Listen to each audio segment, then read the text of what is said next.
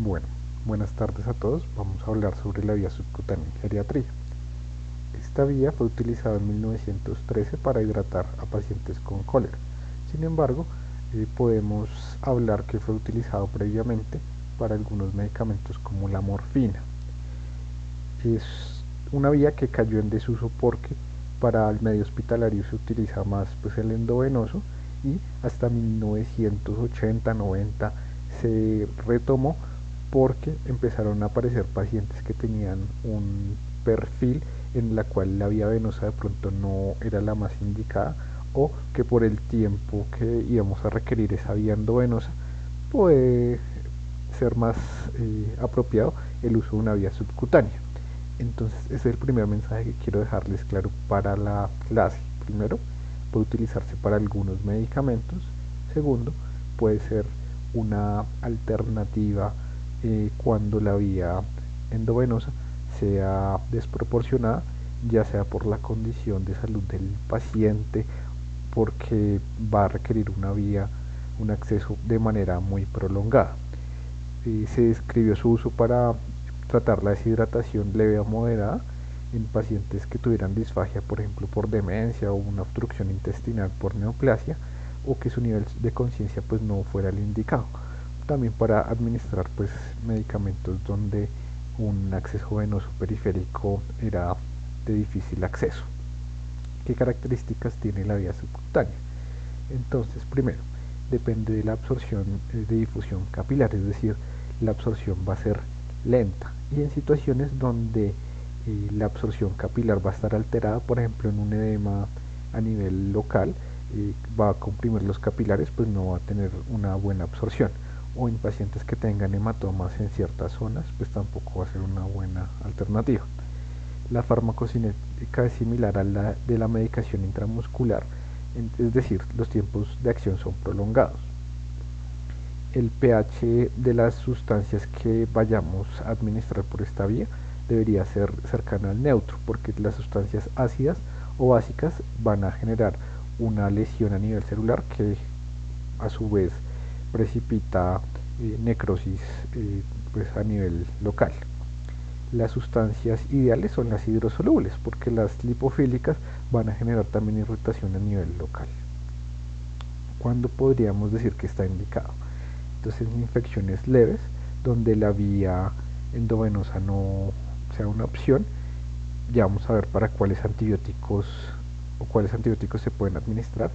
Pacientes con deshidrataciones también leves, donde el acceso venoso sea difícil, o vamos a requerir digamos que el acceso por periodos prolongados de tiempo, porque una vía endovenosa debe ser cambiada más o menos cada 2-3 días para que no se infecte, y estas vías subcutáneas pueden ir alrededor de un mes. Además, los eventos de infecciones o de tromboflebitis pues son más bien extraños.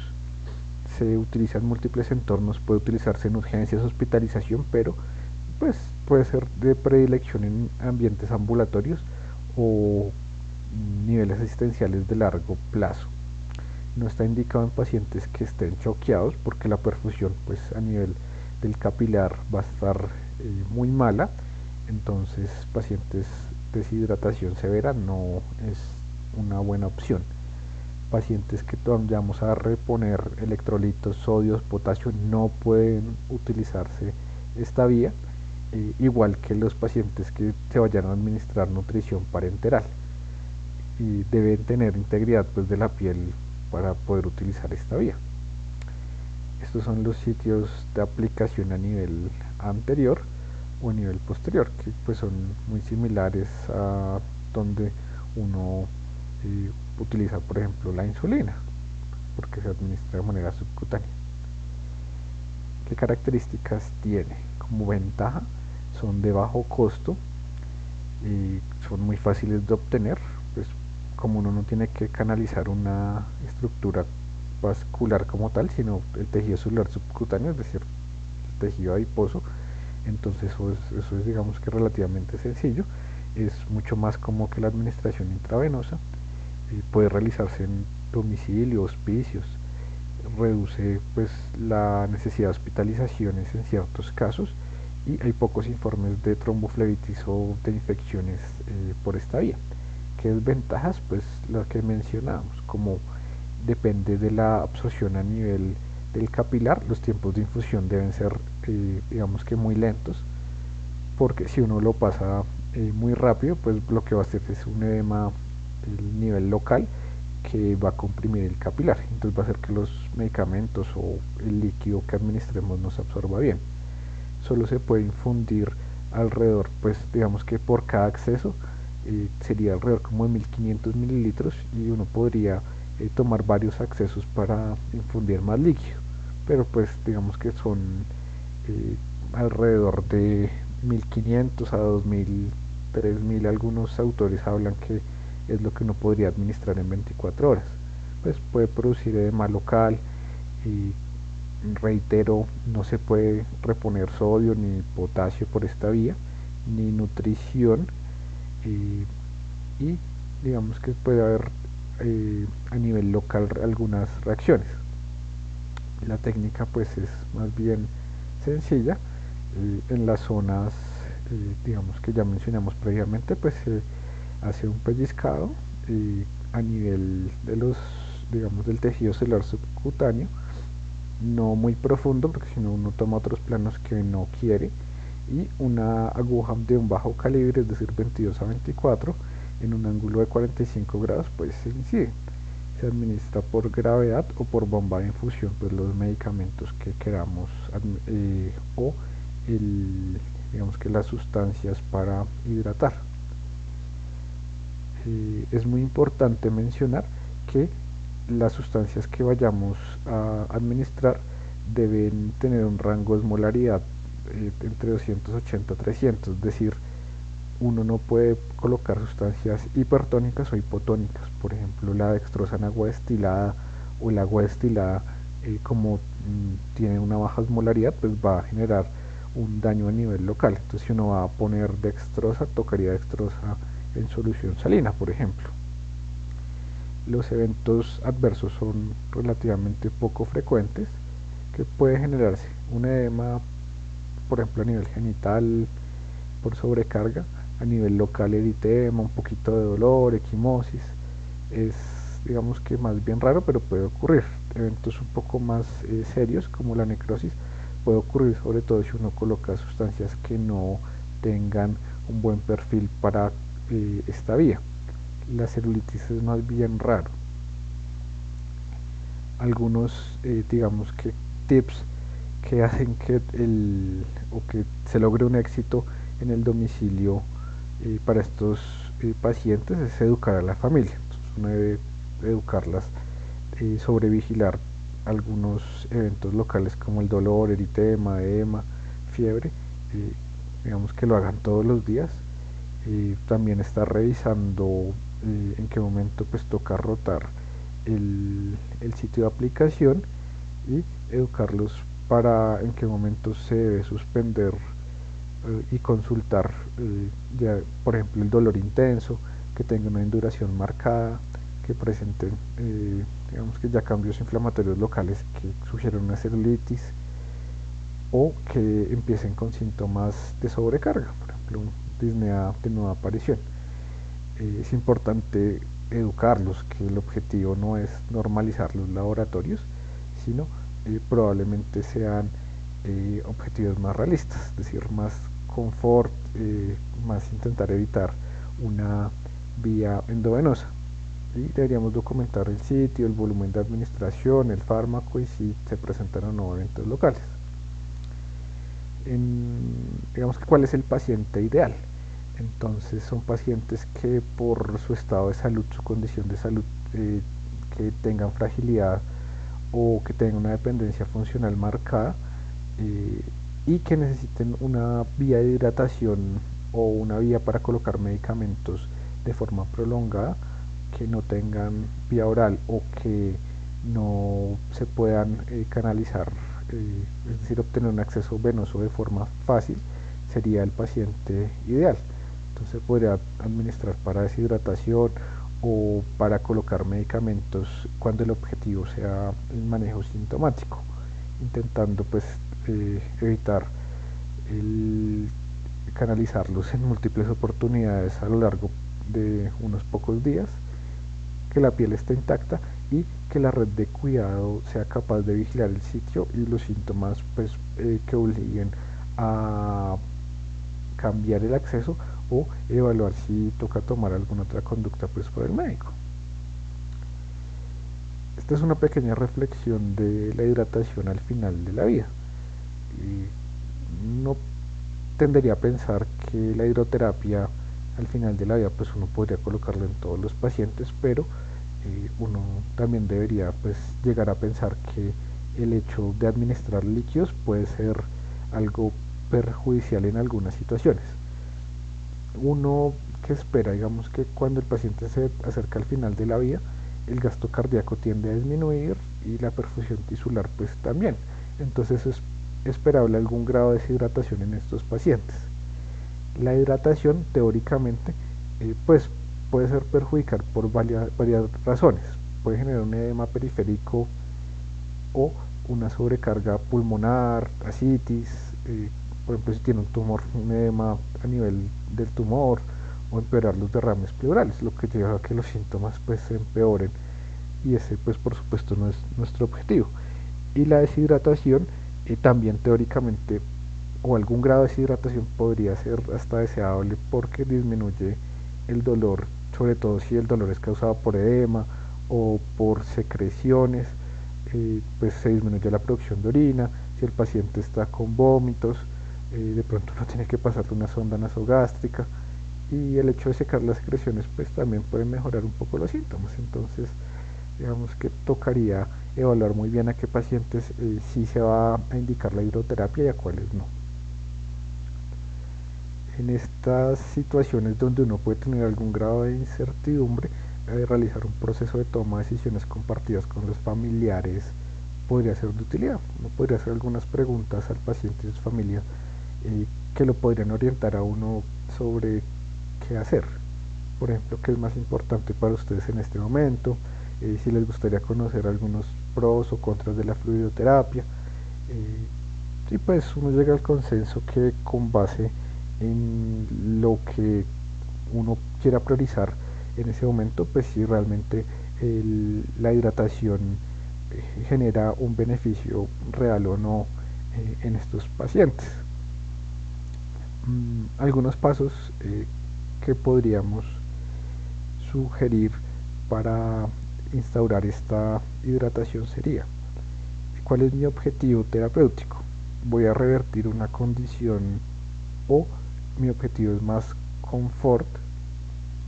Uno puede hacer una prueba terapéutica corta, un día, 2 días, y monitorizar los síntomas de alertamiento, de sed, de delirium, el confort en general del paciente.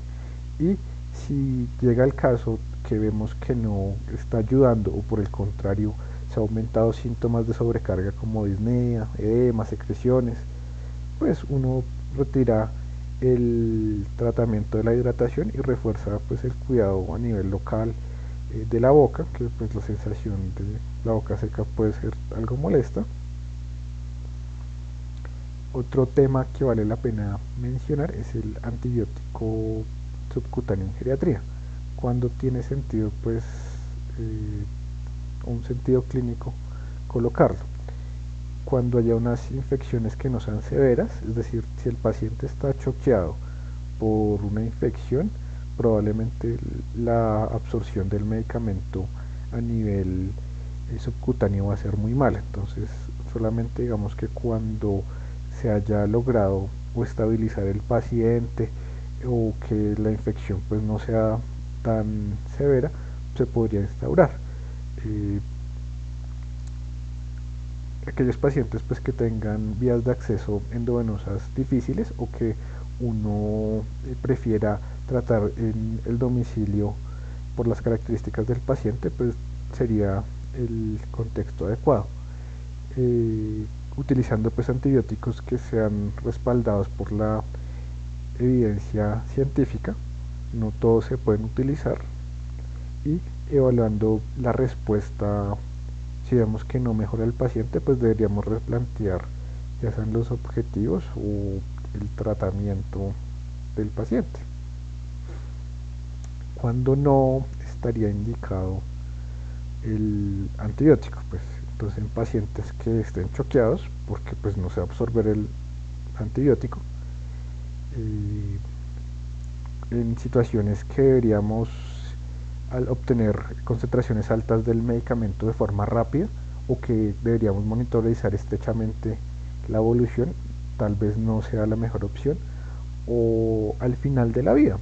Si nuestro objetivo es confort, puede que el antibiótico añada es una carga, es decir, vamos a tener que funcionar más, pueden tener efectos adversos, puede prolongar el sufrimiento sin un beneficio claro. Si la razón por la cual estoy colocando el antibiótico es para que los familiares sientan que estamos haciendo algo, tal vez deberíamos replantearnos si realmente estamos haciendo bien al colocar el antibiótico. Bueno, entonces con respecto al antibiótico subcutáneo, y en general para todos los antibióticos, recordemos que hay parámetros farmacocinéticos, farmacodinámicos, es decir, parámetros PKPD, cuál hace que un antibiótico, digamos, que sea efectivo. Y cada antibiótico tiene su parámetro farmacocinético, farmacodinámico, eh, por el cual va a hacer que el antibiótico sea efectivo.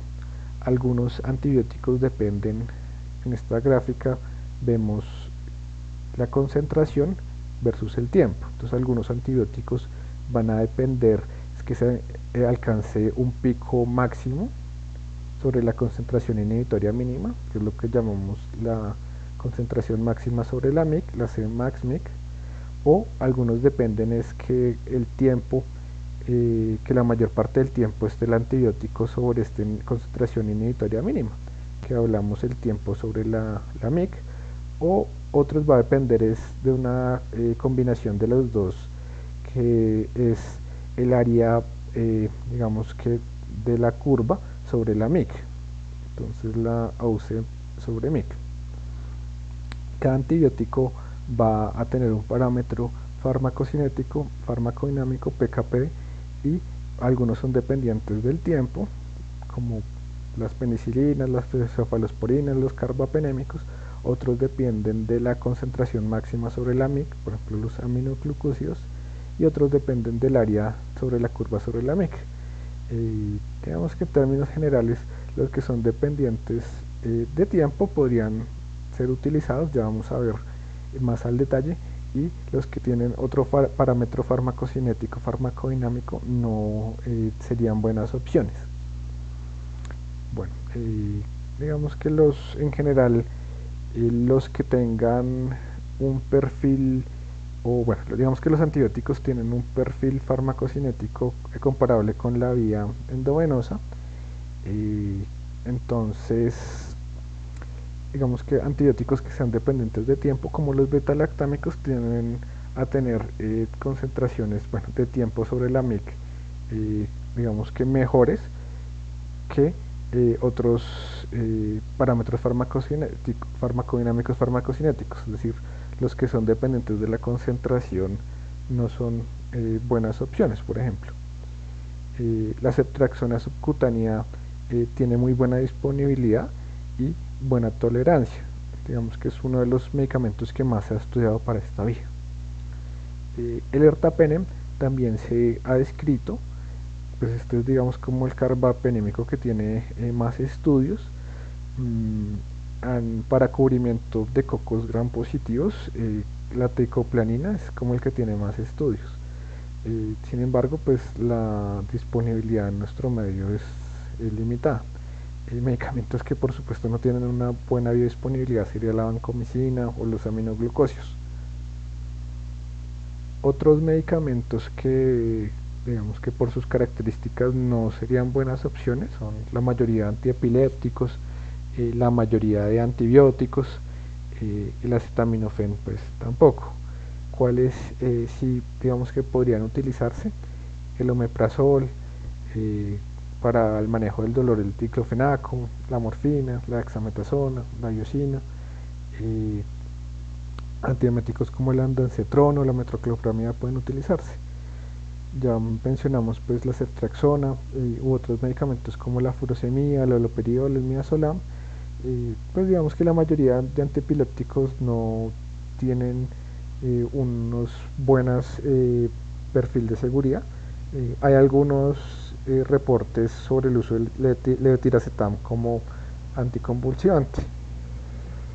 Estos son, digamos que unas tablas resúmenes que tal vez valdría la pena que revisaran por su cuenta, pero eh, resaltamos nuevamente el uso de la iosina puede utilizarse, antibióticos como la ceftriaxona, la morfina, la dexametasona, el diclofenaco, el fentanilo también podría utilizarse, la furosemida, algunos otros medicamentos, por ejemplo para el delirio y el haloperidol, la levomepromacina, pues las presentaciones que fueran diseñadas para vía subcutánea podrían utilizarse, sin embargo son difíciles en nuestro medio.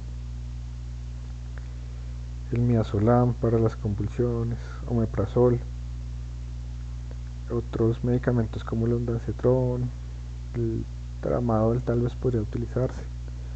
Hay otros medicamentos que pueden administrarse por la vía subcutánea, eh, por supuesto digamos que con mayor precaución, como los que aparecen en esta tabla, y medicamentos que no deberían utilizarse nunca por vía subcutánea, digamos como estos, a saber la adenosina, la mayoría de antiepilépticos.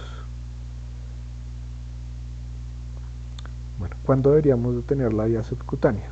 Cuando veamos que no hay un beneficio en 1 o 2 días, cuando veamos que se empeoran los signos de sobrecarga, cuando hayan complicaciones locales recurrentes, dolor, induración, celulitis, o de pronto este paciente va a tocar retirar esa vía. Cuando los cambios de objetivo sean únicamente exclusivos a confort y que se logre un control de síntomas por otros métodos, podría ser una indicación para quitar la vía subcutánea. Bueno, entonces, ¿qué mensaje quiero que se lleven para la casa? La vía subcutánea es una herramienta persona centrada para hidratar o para el manejo de síntomas con medicamentos. Las indicaciones deben basarse en los objetivos pues de cuidado del paciente. Preferimos para pacientes que sean frágiles, que sean con una dependencia funcional avanzada, cuyos objetivos son más paliativos. Puede instaurarse en deshidratación leve a moderada, nunca en pacientes con choque, para administrar fármacos, disminuir el número de venopunciones, hospitalizaciones, la piel pues siempre debe estar íntegra y la perfusión tisular al menos debe ser razonable. Deberíamos hacer siempre una revisión muy juiciosa de qué medicamento se puede colocar para esta vía. Bueno, eso es lo que les traía para el día de hoy. Bueno, muchas gracias.